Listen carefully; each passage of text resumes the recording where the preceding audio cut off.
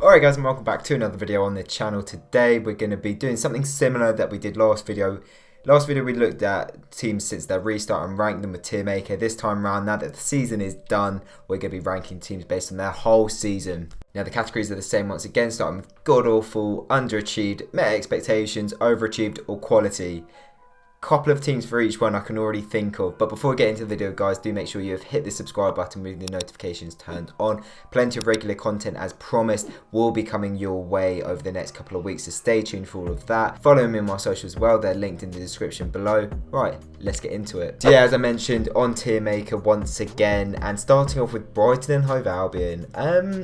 15th in the league, not really anything special, but I guess that's where you'd expect them to finish. I think some people would have had them down as relegation candidates. I'm gonna put them as met expectations. I think you know, level par, could do better next season, definitely. Right, next up is Crystal Palace, finished 14th.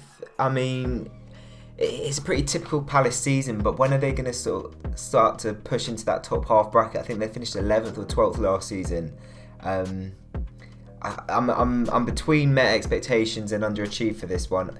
You know what, I might be really harsh, but I'm going to go underachieved. I think they've got a decent squad and they could have finished easily in the top 12. Next up is my team, Southampton, with an 11th place finish, which was about what I predicted. I predicted 9th, but I think I was a bit keen last summer when I was predicting that. Met expectations potentially, you know, we have been in the top half in recent seasons, but I'm going to say we overachieved. You know, given the last two seasons, we've been 17th and 16th, so I think that tells you everything. This has been a much better season. Liverpool, I mean, they've met expectations. Everyone thought they were going to win the league, or most people did, but they've had a quality season. I don't even think I can put them in quality, because they kind of have met expectations. Everyone thought that I'll put them in overachieved, but actually no, I'm putting them in met expectations. That team is so good. Everyone thought they were going to win the league.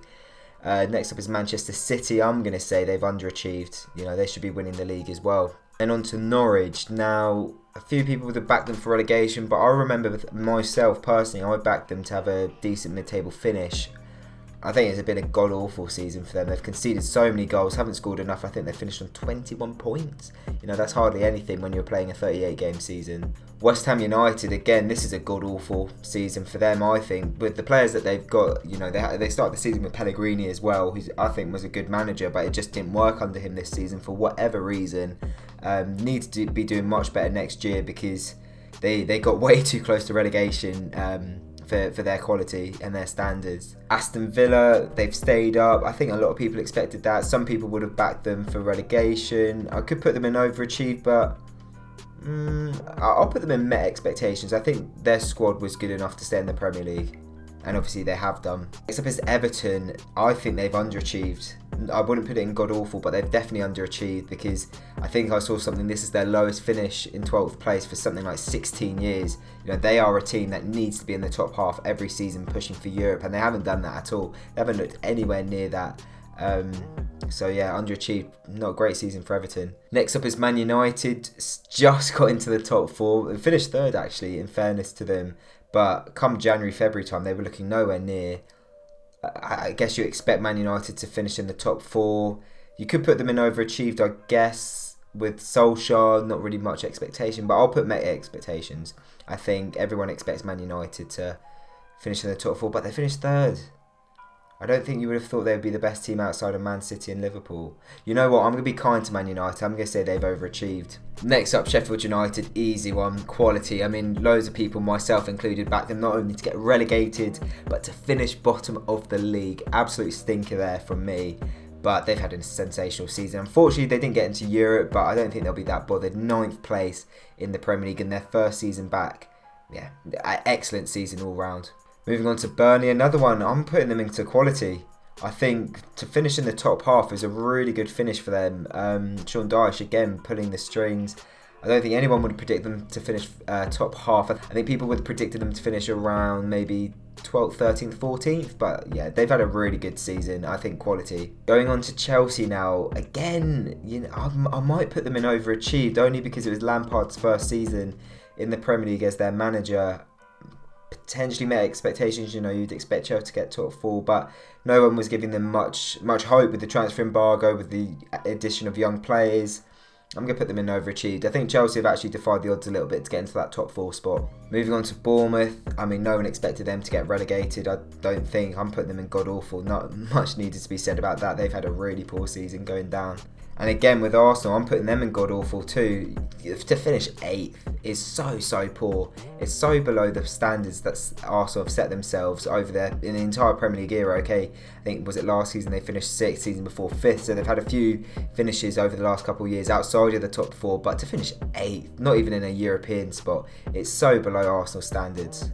Next up is Leicester. Okay, they didn't get the Champions League spot that they wanted, but I'm still saying it's been a quality season for them.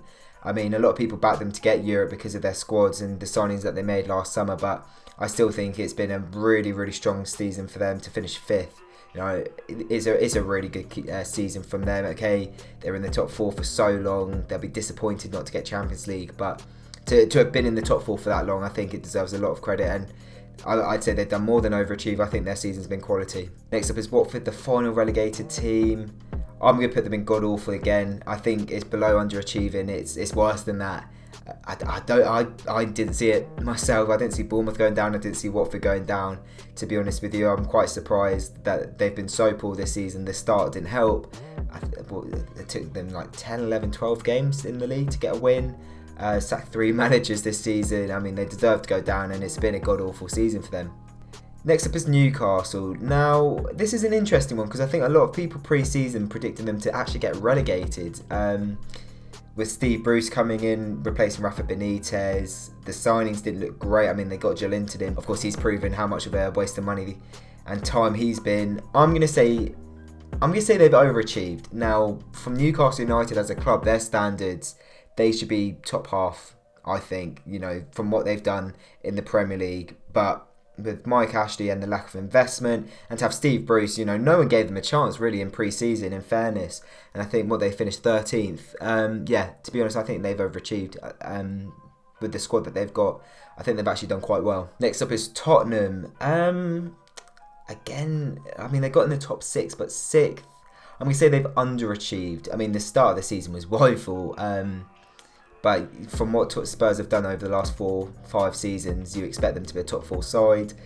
Not so in this case. They've literally, by the skin of their teeth, got Europa League. I'll keep it as underachieved. And then to wrap it all up, Wolves. They finished 7th, which is the same as last season. May not get Europa League if Arsenal win the FA Cup next week.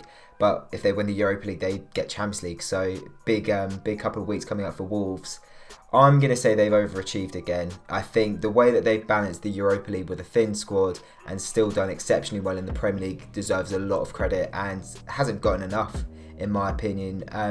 Potentially you could put them in met expectations given the fact that they finished 7th last year, but I think to finish 7th with the Europa League and doing well in the Europa League this season is a big statement for them. Alright guys, that is it for the video. Let me know what you thought of my decisions, where I've ranked these teams. Was I harsh with some? Was I a bit too generous with others? Like the video if you have enjoyed it. Subscribe to the channel with your notifications turned on. Plenty of football content coming out over the next couple of weeks. You can follow me on my socials as well. They're in the description below. And I'll see you very soon for another video.